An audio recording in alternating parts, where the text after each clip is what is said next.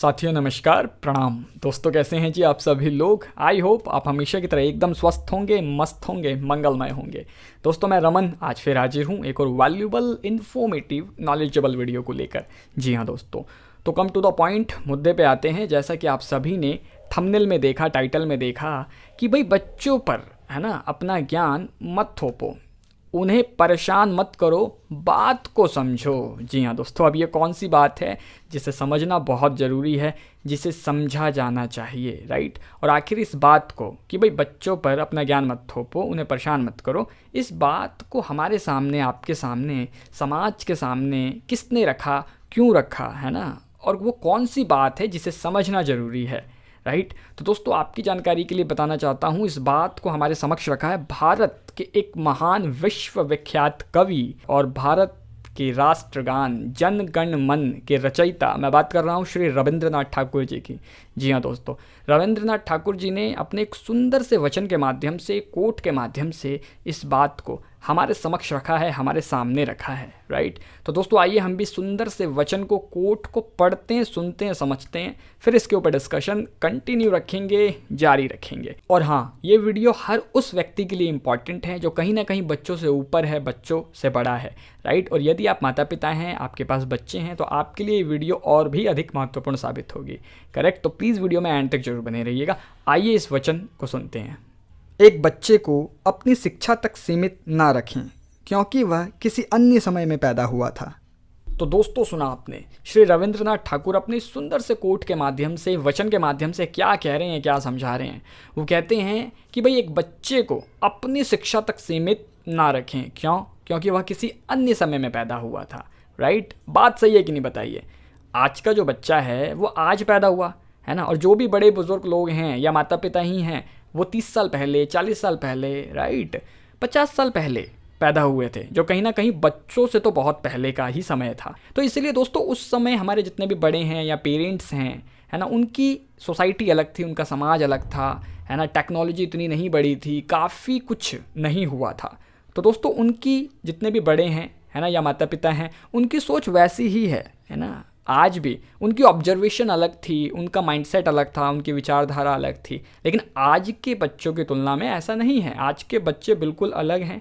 क्यों? क्योंकि वो आज के समय में पैदा हुए हैं, राइट। उनकी सोसाइटी अलग है, उनका, है ना, एक बातचीत करने का तरीका, उनका माइंडसेट, उनकी सोच विचारधारा, उनकी थिंकिंग, है ना, उनकी क्रिएटिविटी, सब कुछ अलग है सर, राइट। बट कहीं ना कहीं हमारे जो बड़े होते हैं, या माता पिता ही कह लीजिए आप, वो सोचते हैं कि भाई मेरा बच्चा है ना, मैंने जन्म दिया, मैंने पाल पोस के बड़ा किया, तो मैं जैसा बोलूँ ये वैसा ही करे, है ना। मैं जहाँ बोलूँ ये वहीं जाए, जैसी जैसी मैं इसकी लाइफ को डिज़ाइन करूँ ये वैसा ही करे, है ना। और नहीं तो हम जिन चीज़ों को नहीं कर पाए अपने जीवन में, ये बच्चा ज़रूर करे, करेक्ट। देखिए नो डाउट कि कोई भी माता पिता यही सोचते हैं कि शुभ हो, जो भी हो, मंगल हो इसके जीवन में, बच्चा ग्रो करे, तरक्की, उन्नति करे, राइट। लेकिन वो इस काम को अपनी बातों के माध्यम से करवाना चाहते हैं। वो चाहते हैं जैसा हम बोलें ये वैसा ही करें राइट। बट कई बार ऐसा नहीं हो पाता है ना। क्यों? क्योंकि बच्चों की सोच समझ, उसकी पसंद नापसंद आपसे बहुत अलग है सर। क्यों?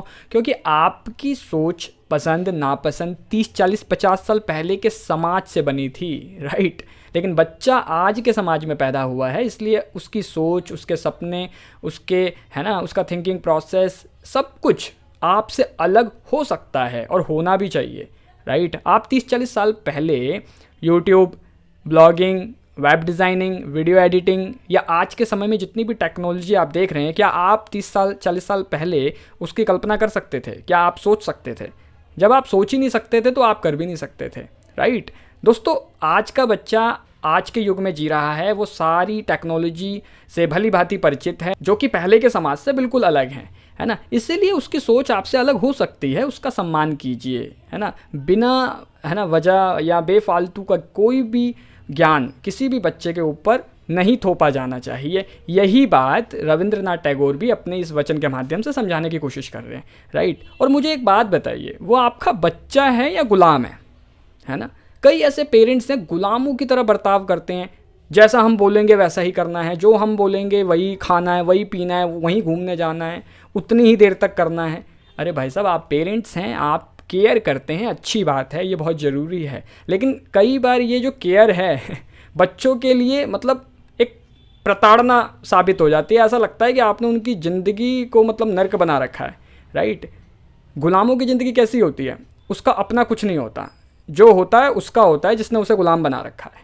तो आपका वो बच्चा है, कोई गुलाम थोड़ी है कि नहीं, है ना। आपने उसे बंदी बना रखा है। अगर आप ऐसा करते हैं तो वो कुछ भी नहीं सीख पाएगा, कुछ भी नहीं कर पाएगा, वो अपने पैरों पे खड़ा नहीं हो पाएगा, वो सेल्फ कॉन्फिडेंस को बिल्ड नहीं कर पाएगा, हमेशा दूसरों पे निर्भर रहेगा, है ना। उसके व्यक्तित्व का विकास नहीं हो पाएगा, राइट। आप ही उसके जीवन के सबसे बड़े बाधक, अवरोधक साबित हो जाएंगे, है ना।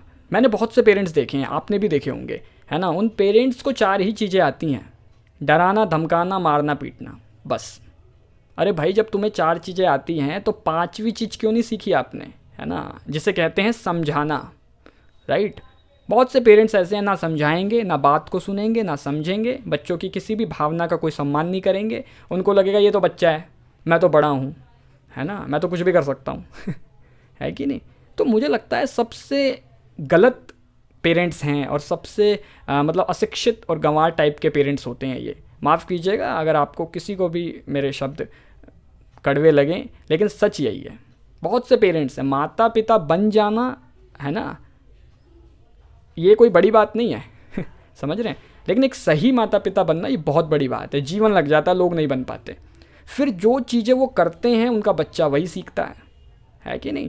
फिर वो आगे चल के वही करता है। फिर आप कहते हो हमारा बच्चा तो सुनता ही नहीं, समझता ही नहीं, क्योंकि आपने ना उसे कभी सुना ना कभी समझा, राइट। देखिए, चीज़ें बदल रही हैं, सब कुछ बदल रहा है, तो सोच भी बदल रही है। इसलिए बच्चों की सोच का, उनकी समझ का, उनके निर्णय का, उनकी पसंद नापसंद का सम्मान कीजिए, है ना। उन्हें सुनिए, समझिए, राइट। क्यों? क्योंकि समय बदल रहा है और आपको पता है परिवर्तन संसार का नियम है। इसलिए परिवर्तन को स्वीकार कीजिए। क्यों? क्योंकि आप किसी और समय में पैदा हुए थे, राइट, और आपका बच्चा किसी और समय में पैदा हुआ है। इसीलिए बच्चों को सुनिए, समझिए, उनका सम्मान कीजिए, उनकी भावनाओं का सम्मान कीजिए, उनकी हर संभव मदद कीजिए, उन्हें आगे बढ़ाइए, राइट। तो दोस्तों, आई होप इस वीडियो के माध्यम से आपने बहुत कुछ सीखा, समझा होगा। वीडियो के मकसद को, इसके संदेश को आप समझ गए होंगे। तो अगर वीडियो आपको अच्छी लगी, हेल्पफुल, नॉलेजेबल, वैल्यूबल लगी है, आपके जीवन के किसी न किसी हिस्से को टच किया है, तो प्लीज़ वीडियो को लाइक ज़रूर कीजिए, राइट। कमेंट बॉक्स में कमेंट करके बताइए वीडियो आपको कैसी लगी है। अधिक से अधिक लोगों के साथ शेयर कीजिए, है ना। पेरेंट्स को तो ज़रूर शेयर कीजिएगा, राइट, है ना। और चैनल पे नए हैं, सब्सक्राइब करना मत भूलिए, ये बिल्कुल फ्री ऑफ कॉस्ट है, निःशुल्क है। साथ ही साथ नोटिफिकेशन बेल को भी ना प्रेस करके ऑल पे सेलेक्ट जरूर कीजिएगा, जिससे कि मेरी सभी वीडियो के नोटिफिकेशन आप तक सबसे पहले पहुंच जाए, प्रतिदिन पहुंच जाए।